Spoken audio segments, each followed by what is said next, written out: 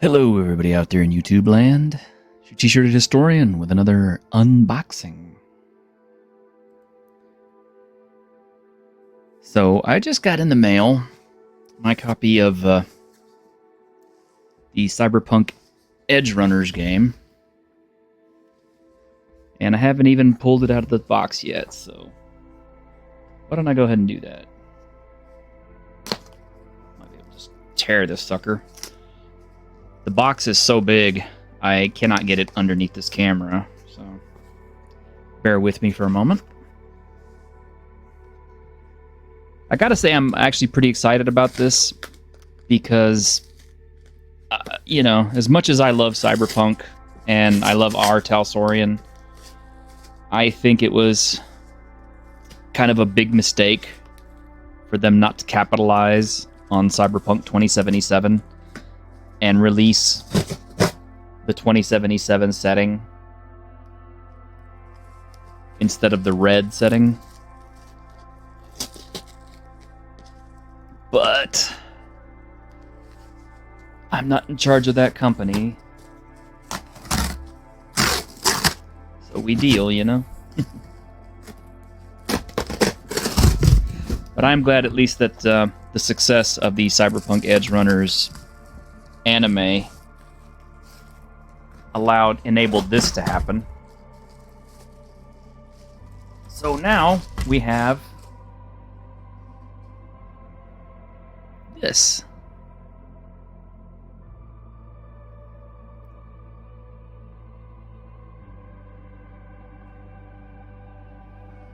As you can see, yeah, still wrapped.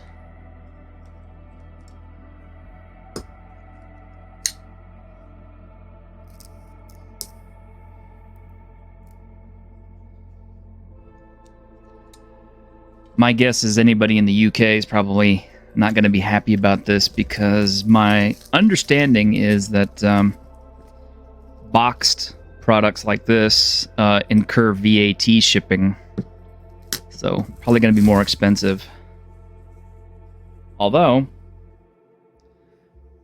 when I ordered this, I noticed this came from R2, which is the same place over in Tennessee that also does the Fabula Ultima. So my guess is R. Talsorian, like a lot of the other gaming companies, doesn't have its own in-print house, and instead of ordering their printed materials from China, like a lot of the other big companies, they source from a local fast printer, which I guess is over in Tennessee.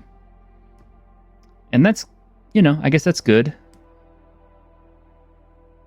So anyway, here's the front. Here's the back. You can see, despite the fact that my game came, you know, bubble wrapped and stuff like that, you can see where the box has been kind of crushed in a little bit. And I don't know if that is, if it, you know, I'm assuming it didn't get shipped that way, like from the factory floor or whatever. So I'm pretty sure this probably happened in transit. It's unfortunate, but it happened. Yeah. This is everything you need to do Cyberpunk role-playing in 2076, which is the year, of course, before 2077's fun run with V and the ghost of Johnny Silverhand. So here we are. We got... Oh, hey. So we have some standees, because there's some cardboard cutouts and things in there, I think, for instead of miniatures. We have some specialty dice. Might as well take a look at these. Oh, this is the kind of plastic baggie where it's going to be impossible to reseal this afterward. It's kind of too tight, so... Your knife coming in handy today.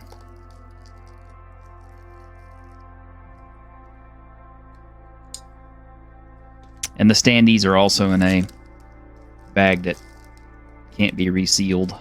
So I guess you'll just have to invest in a Ziploc. But yeah, those look nice. Look at that.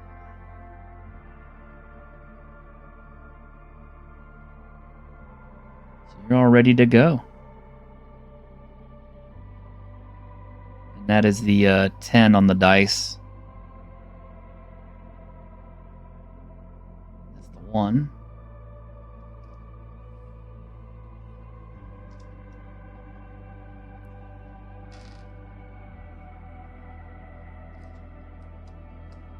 Okay, let's take a look at what we got here. It's getting hard to get these out, and I hate box sets.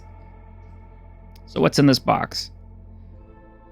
You will find dice and plastic feet, not included in the digital versions. An introduction sheet. Yeah, I'm holding it right now. An Edgerunners handbook, a rule book, the jacket, Edgerunner sheets, dice, maps, token sheet, and the plastic feet. Let's go through it, I guess.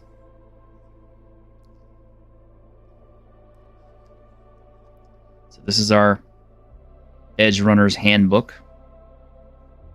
I'm going to put the box aside because it's a little cumbersome. Plus I can put this stuff back in it. That's what they make box lids for, t-shirt. Right. And I apologize for the glare. If it's too strong, we can always turn down the little ring light here a little bit.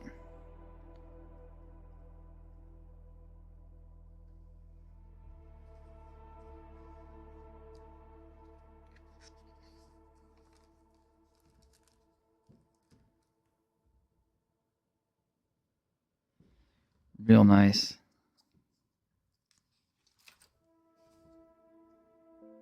So here we have the Cyberpunk history. We have an explanation for all the character classes.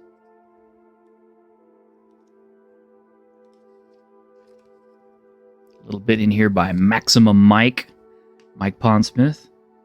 We have our timeline for everything that happened. Good for filling in, and it goes all the way up to 2076. And the 2076 blurb is an incident involving Arasaka and Militech forces causes damage in the corporate center of Night City, though the media calls it a terrorist attack by unknown forces. Rumors circulate suggesting the incident was the last stand of David Martinez, an Edgerunner who had quickly risen to prominence in the previous year. And of course, if you've watched the Edgerunner anime, you know what happened.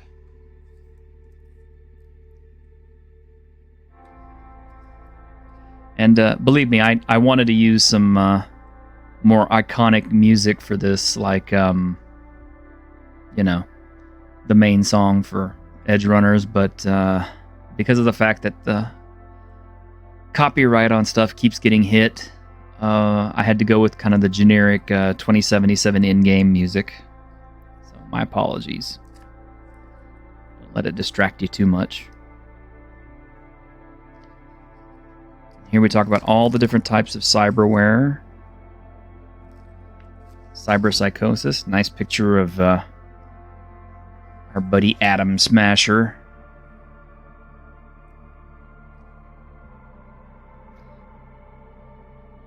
Pretty much all the art in the book comes from the anime. Talks about Chutu. All the different weapons. This is all still kind of your history stuff. And then we actually get into notable places in Night City itself. So you have some places that you know about. Most of these you can kind of visit in the 2077 video game, which is cool. Including the El Coyote Cojo, owned by Mama Wells. Yeah. See, this is what we should have gotten instead of red, I think. That's not just my opinion. I know I've heard other people say the same thing.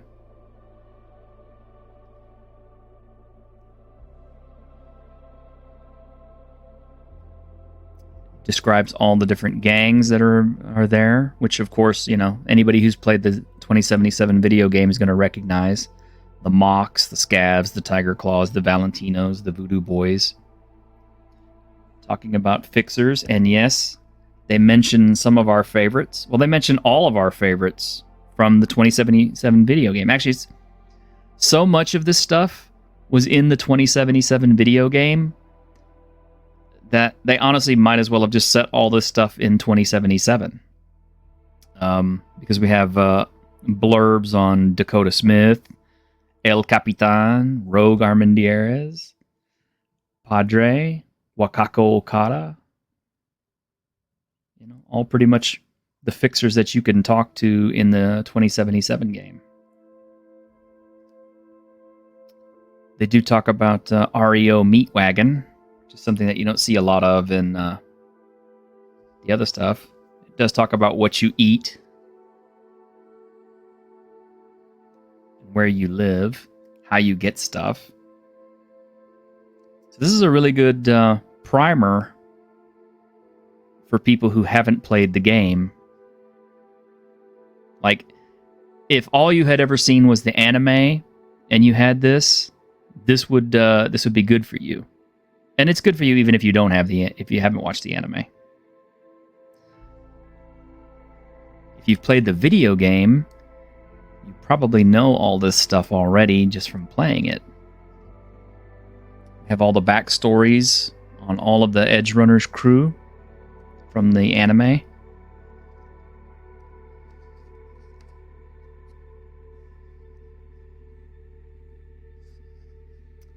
that's it. There's not really any stats or anything to use. This is pretty much just, like I said, a primer's guide to, the Edgerunners universe or the Cyberpunk 2076 universe. So the next book is the actual rule book.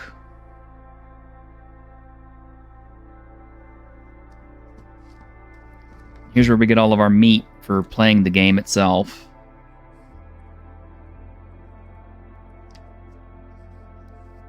Now, I know this was a big boxed set with lots of little individual books to break it all down. But I honestly think that they probably could have combined everything that I've seen into one big book and have it, as a companion to Cyberpunk Red. I'm not actually sure that you need Cyberpunk Red to run this. I think everything that you need to run it is already in here because a lot of these rules are pretty much replicated from Cyberpunk Red.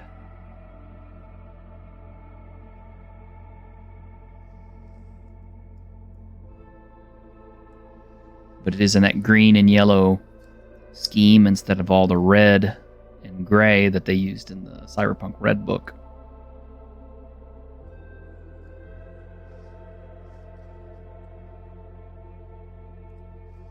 Net actions, quick hacks, other forms of net running. Here's a breakdown of what the Edgerunner sheets look like. And it does have those. And here's your actual life path stuff.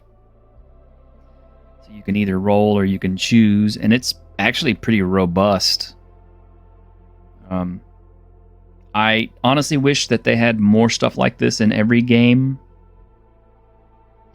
It even has your personal style, including your wardrobe and the length and style of your hair and what colors and decorations that you choose, what you value, how you feel about things.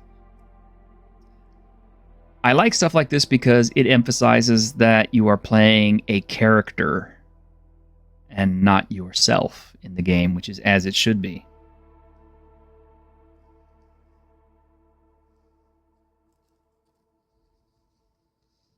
Yeah. And as it says down here, this section is aimed at players and game masters who already own the Cyberpunk Red core rulebook and want to adapt the rules from Cyberpunk Edgerunners mission kit into their existing game. If that's not you, don't worry, you can skip this chapter. You don't need it to run or play the mission included in this box set. As for everyone else, the Cyberpunk Red core rulebook's default time period is 2045. But you want to play in the era of David and V. We understand, we love it too. Because of course. So yeah, here they talk about neuro ports and roll tweaks, things that are changed from Red to 2076.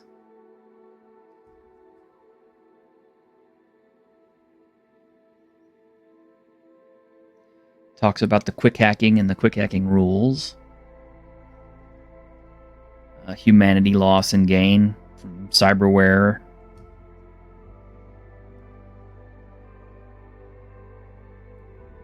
Street drugs, attachments, and ammunition. Then we get into the actual guns. And there are a lot of them here you're going to recognize if you played the 2077 game. Masamune, the Shingen, the Budget Arms Carnage, the Lexington, the Crusher, the Satara, the Buria, the Grad. Everybody remembers the Grad, right? We have implants that you guys will recognize, like the Berserk implant. They even have rules here for David's experimental Sandevistan. I kind of wonder if they have rules in here for the gear that he put on at the end of the... I don't think so. No. Just most of your normal stuff. Self-ice, projectile launch system. And you get a whole rules reference sheet here.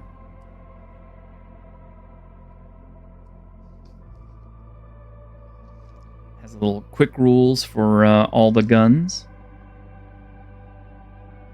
It's pretty good. I like that. I guess if you wanted to, you could print out or photocopy these and then cut them out and clip them and just hand them to everybody so that they can keep quick track of their weaponry and how it works. And that is a great idea. So there we go. That's our rule book.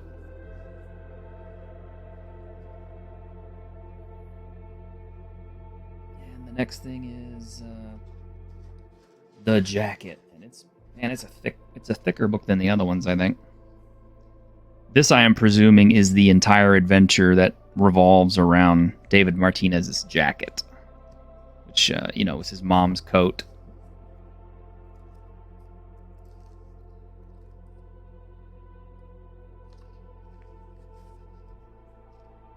Yeah, the jacket is a full-length mission set after the events of the Cyberpunk Edgerunners finale.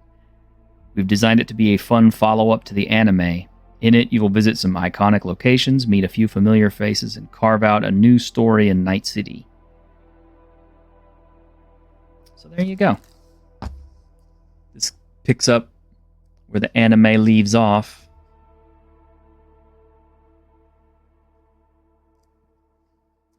And like I said, it's a pretty thick little adventure. I don't want to linger too much, because if you're going to play it, I don't want to give away too much. But, yeah, it basically goes through the events of, kind of picking up where David's crew left off. So, I guess it happens between 76 and 77. Because, as we know, in Cyberpunk 2077, it is also possible to find David Martinez's jacket and wear it for the rest of the game. And we have a flow chart for what needs to happen, in case you're stuck. I like that. It's pretty handy. A lot of this stuff I enjoy because it's very visual, and it helps players get right into what they need to find pretty quickly, which is that is good, you know, and the fact that it is broken down into 3 books. You know, my guess is the rule book is going to be the one that's going to be handed around the most, just because, you know, you're going to want to be flipping through the rules constantly, and people are going to want to be looking up stuff. So I would almost say that getting a second rule book would be the thing to do. But anyway, getting down to the bottom of the box. I think this is all just extra stuff. Well, I'm going to take this off first because it's at the bottom, and if I press too hard, these little tabs will come out. But yeah, you got tokens, you have standees. I don't want to accidentally punch them out.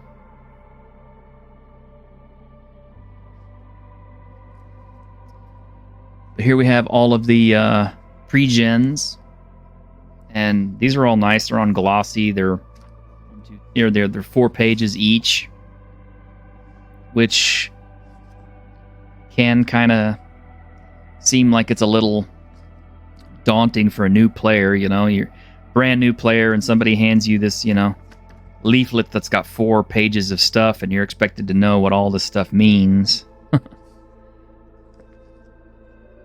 But the nice thing is it does describe everything pretty well, so that if there is questions, you know, you can really quickly look it up on your character sheet and not have to be messing with the rule book too much. So, good idea. Not really a long-term idea, but it is a good one. Yep, here is Insurance, the med tech. Blue Screen, the Netrunner. And my understanding is that these character designs were all by the director of the anime.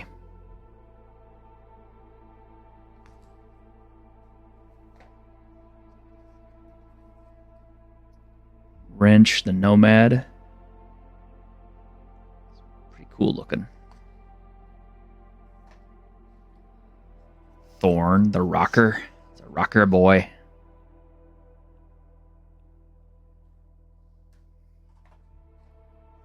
Hardpoint, who is our solo. And there's one name in here I know you guys will definitely know. No, not this one. Maven, our tech.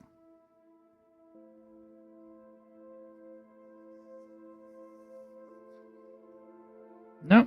Okay, well, it's not on a sheet, but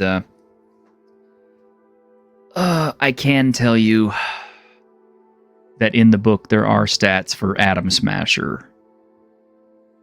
So, and how do I know this without having seen it in the book? Well, I have the PDF.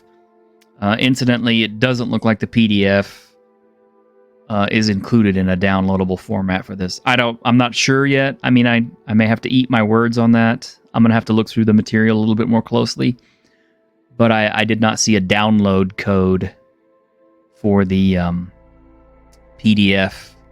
So if you want a digital copy, you'll have to buy it separately. But knowing me, you know, I'm a physical products kind of person. So here we have our physical maps. All of our locales that are involved in the jacket. These all look really nice. Everything is glossy. Some of it looks like it was ripped pretty much straight from the game assets of 2077. And this is probably actually the most valuable thing that you could have. I mean, yeah, here's a sheet for if you need to lay out stuff, but this is a complete map of Night City in 2076.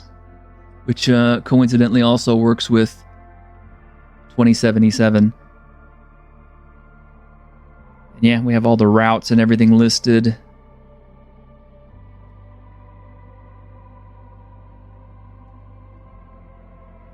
I'm kind of curious now. I would actually like to play the 2077 game and and actually try to find all these streets, run around on them. There you go. This is probably going to be more used than anything else because you're going to have to be telling everybody where you're at, where you're going.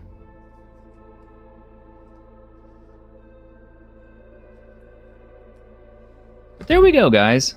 That is the Cyberpunk Edgerunners mission kit by R. Talsorian Games. It's pretty much, like I said, for playing Cyberpunk 2076/2077. It appears to be independent of Red, so I don't think you need a Red book to go along with it, although might be helpful. But just right off the bat, it looks like it's a standalone product.